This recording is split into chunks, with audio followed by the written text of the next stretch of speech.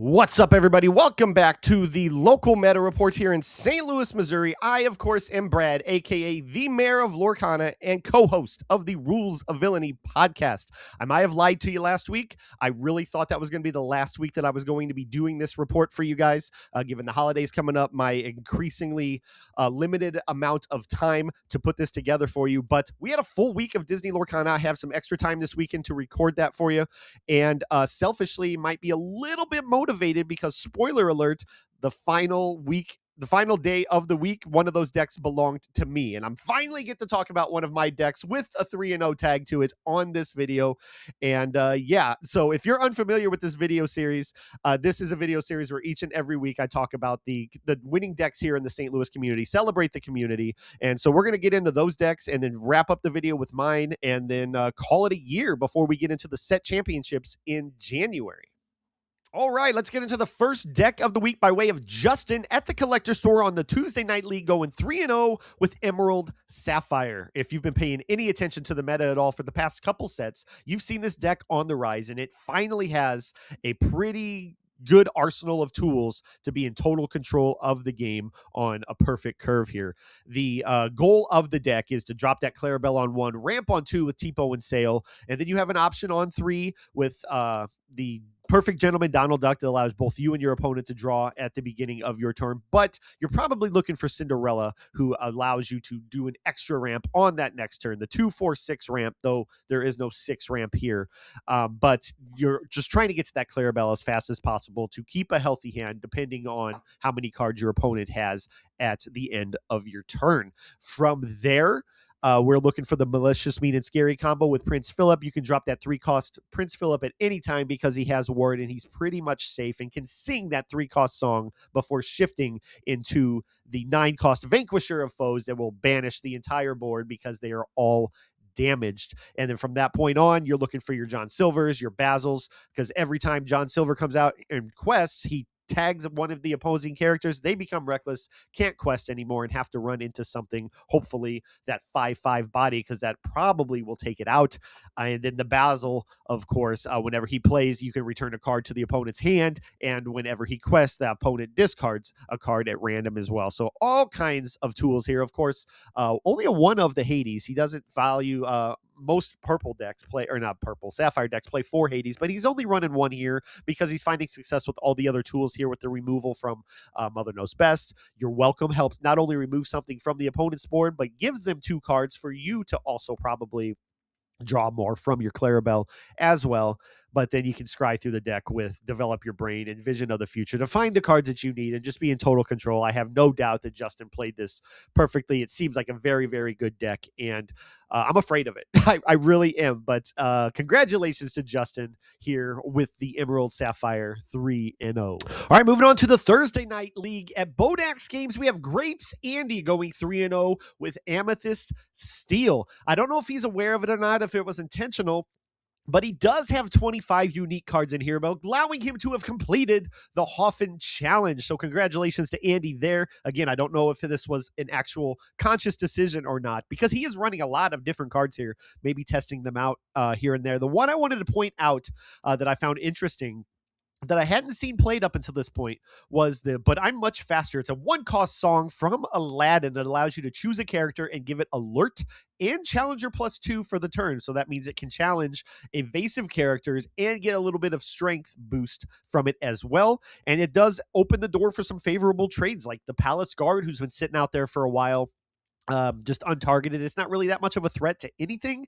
Just a 1/4 that comes out on 1 can now take out a Dumbo and survive. So I thought that was pretty cool. I did see him play the card in a grueling final match between him and Lady Brit, the entire just the Amethyst Steel mirror match that we've come to know and love the last several sets, since Amethyst Steel has been so dominant. I don't remember what he chose with it, but he did get to take out a threat that saved him from losing that game. This game could have gone either way, and on one turn you think he's got it, and on the next turn you think she's got it, and it was just enticing. It was so incredible to watch. Congratulations to both of them for being such great players. Andy getting it done on that night Was there any other cards here I wanted to talk about? Yzma made her way back in there, a little bit of card draw if she is able to survive. The mayor, who of course I'm a big fan of, as I am the mayor of Lorcana, comes out and is just a big 5/7 threat that Quest for One says, do something about it. This fabulous horse posing for this card.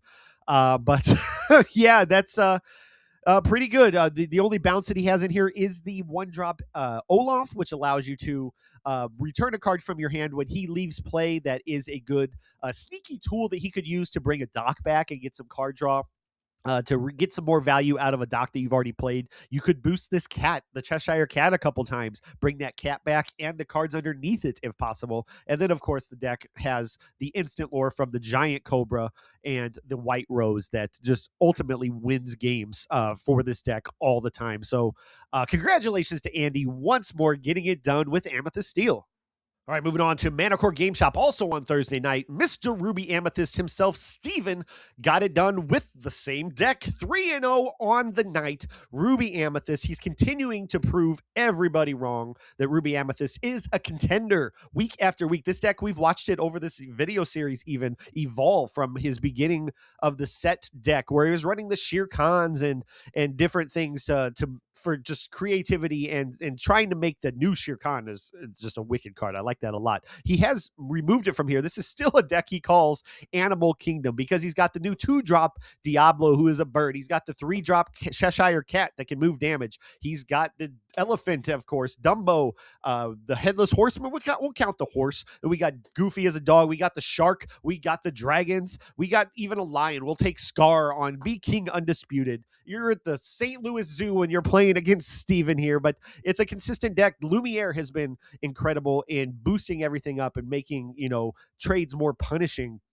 But the damage manipulation from the Cheshire Cat, opting to use him explicitly over Bell. We see no Bell accomplished Mystic here. We got the Evasives and Dumbo Genie and Elsa. The Hades looking for a deal. The Headless Horseman has been a lot of fun in the deck that I've been playing Ruby Amber, and I like Headless Horseman a lot. Of course, in this deck, he is targeting all of the 2-cost characters that he can remove and then boosting his own allies here on his board with even more strength. So if Lumiere wasn't enough, look out for the Headless Horseman coming out and beefing up the characters as well. I did question why the Mulan was in here without the shift package, and then I realized that it's a good one drop. It's a 2/3 that does come out with 2 damage on it, which is really important. And I think that's just a little bit of bait for the Cheshire Cat to come out and possibly boost on the same turn. Of course, not on curve because you need to have the ink to do that. But yeah, I'd like to see this deck in action more. I didn't have any of the matchups this week to discuss, what he ran into and what kind of things that he saw. But it's very, very interesting. Demona, I've been having a lot of fun with. We'll talk about her a lot more here in a little bit. But yeah, congratulations to Steven, continuing to prove the doubters wrong. Ruby Amethyst has legs, and I continue to congratulate you on your success with it. All right, let's move back to the collector store for their Friday Night League. One of 2 3-0s comes from Nick on Amethyst Steel. I want to give a huge shout out to him and his daughter Lily, who are Lorcana Collections here on YouTube. I'll put a link in the description below.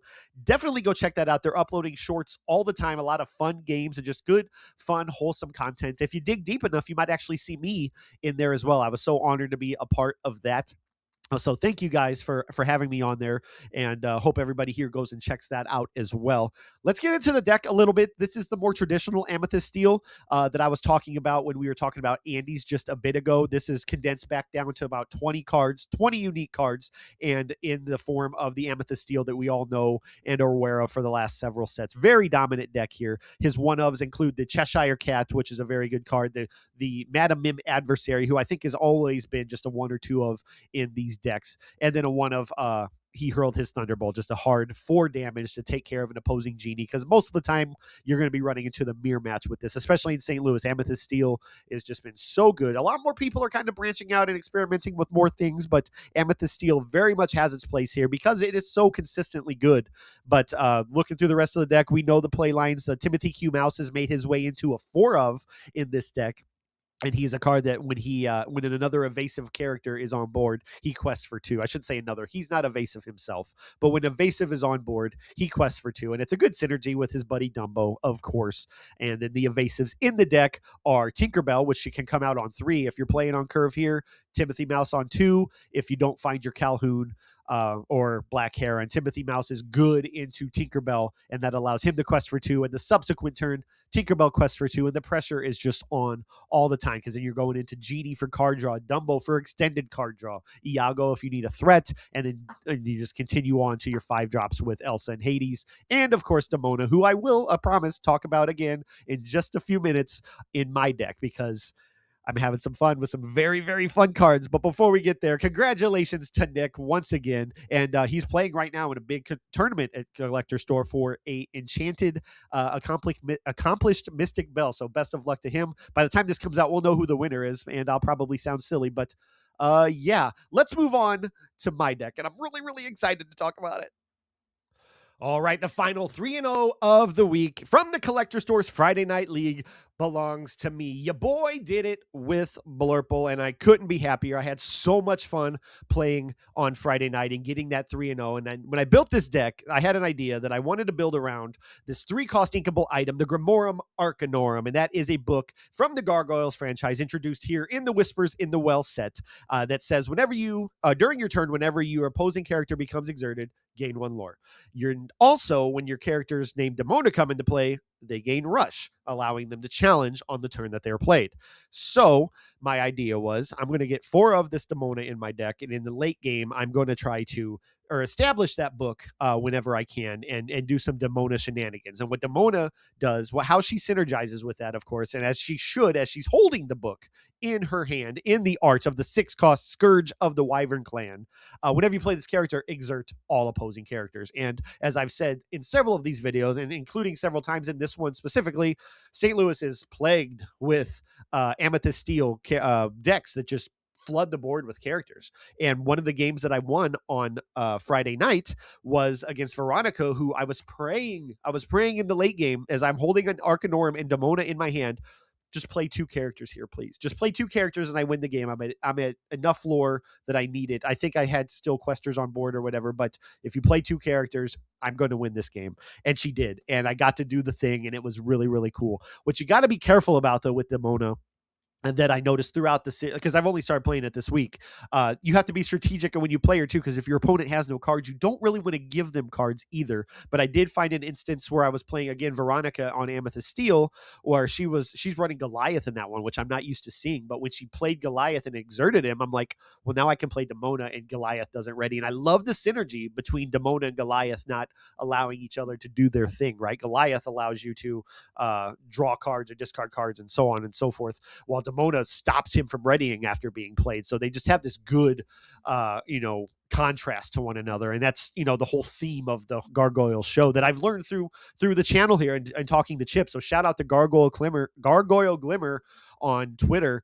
Check that out for sure if you want to learn more about the Gargoyles franchise. But I am getting way off topic here. I'm just really excited to be talking about this deck. If you look at the deck list a little bit more, you'll see that I do have 2 of the Cheshire Cat, one of the best cards in the set. Also the 4-cost Demona as well, who is a 4/6 with Challenger 2, but she also benefits from the Arcanorum being out there as well. So she would be a 6/6 with Rush if you play her in the late game as well. And one cool thing that you can do with her as well is if you have the Ink Runner established, another item from this set. I only have 1 of in this deck, but whenever you play this item, you draw a card. So card draw is always good. Everybody loves that. But for the rest of the game, assuming that it doesn't ever get banished, a chosen character gains alert when you exert and pay 1 ink to do this. So if you have Demona coming out for 4 late in the game, and you have the Ink Runner established and the Grimorum established, I know we're getting into Christmas Dreamland, but there were instances where these things happened in the course of the last 2 nights that I played, both at Bodach and the Collector Store.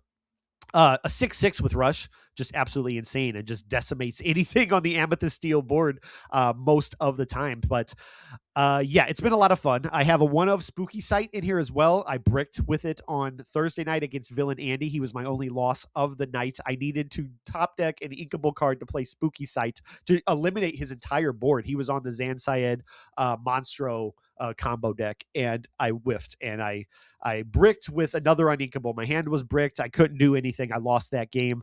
The 1 card, you will notice I have 61 cards in this deck, and 12 of them are uninkable. The 1 card I would probably cut is the Can't Hold It Back Anymore. That is a 4-cost uninkable song that allows you to exert a chosen opposing character, move all damage counters from the board to that character, which I did make use of. I found it effective. I don't know that it's a best card that I need to keep in here, especially if I want to cut down to the required 60, the most mathematically optimal number for the deck. But that would probably be the one that I cut. Otherwise, everything else felt really, really good. It felt blurple, as blurple always feels fun to play. One other thing that I wanted to talk about was the amount of ink that I got from the game, because like every night or every game that I played on Friday night, I had so much ink. It was insane. I could do basically anything I wanted. Demona was drawing me cards. The Woodchuck guidebook was drawing me cards, and then Tamatoa was coming out, bringing back my Woodchuck guidebooks, drawing me more cards. I wasn't afraid to ink anything, and I could just play everything. It felt really, really good. I don't know that this deck is optimized. I can't say that it's optimized at 61 cards, but I had so much fun playing it. I was so close on Bodach's Thursday night to going 3-0, and I got the 3-0 on Friday night with it specifically. I played Amethyst Steel against Veronica. I played against a mirror match Blurple against Craig. And then on the final match of the night was an Amber Emerald Chromacon just aggro deck. And fortunately, I lost the die roll. I lost the die roll, but I won game one. And then on game two, Lily from Lorcana Collections, who we talked about a little bit ago, she opened Daisy, Daisy, Daisy. And I was so close to being in a position to take it back, but she also found the Chromacon each game. And I found all these characters. I found the Basils, I found the Rafikis, and I was slowly, into the unknowns, getting rid of everything, chipping away at the board before she finally shifted the lady. Or no, she had a lady on board that could quest for 2 when she played a tramp at the very end of the game to win it. But I was in prime position to take that one down. But ultimately, we went to 3. I took it down with this deck. I never found Spooky Sight, which is another great matchup for Spooky Sight to use. And but yeah, shout out to her. She was a great opponent. Remembering her Emerald Chromacon triggers, were clutch. She took care of things when she needed to, but she had some hard choices too between what to bounce back, whether it be the Elsa to exert stuff or the Cheshire Cat that I had boosted. It would give me draw if she did that. But really, really good player. I'm going on way too long. I knew that I would when I talked about mine, because this is a deck that I'm not guessing on the play lines of the other players. I'm talking about what I was doing with mine, and hope you found it interesting. I found the deck interesting, and hopefully I'll make some changes and keep it good. But for right now, this is a 3-0 deck in a competitive environment, and I'm very, very happy with it. So I'm not going to congratulate myself. I'm just going to move on to the outro. That is going to do it. That is going to be the final local meta report here in St. Louis this year. And I want to thank all of you for not only watching this video, but everybody who's come back week after week and allowed this video to thrive, this video series to thrive. It was just extra content I decided to do to celebrate the community. As I tell you each and every week, we have a great, thriving community here in St. Louis, multiple stores that we celebrate, multiple players, just everything in general. It's all about them. And I'm so happy to get to do this, and everybody who is generous enough to share their decks and allow me to talk about them and talk through the game a little bit, because I learned from it myself as well, and hope that you do too. And it's been a journey. It's been a lot of fun, and I can't wait to continue on into next year, giving you more. We'll start in January with the set championships here in St. Louis. Each and every weekend, we'll have the multiple set championships. Hopefully, I'll get the winning decks. We can talk to you about those and celebrate the victories for the people who achieve that for those Daisy Duck cards that are coming up. So.